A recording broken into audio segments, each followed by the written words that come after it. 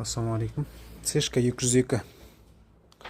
Машина тартпайды, сөніп қалады дейді. Пропусктар болады кейде.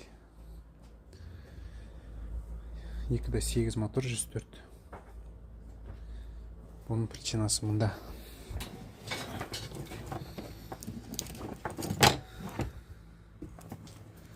Каса шашылып отыр.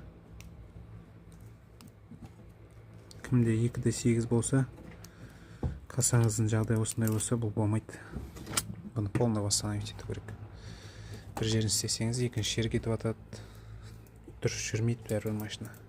Кассаны пока толық істемегенше. Осындай изолентаны қолданбағыш.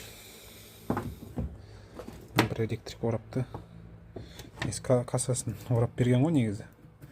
Изолентамен. Бұлай болмайды. Полный ауыстыру керек.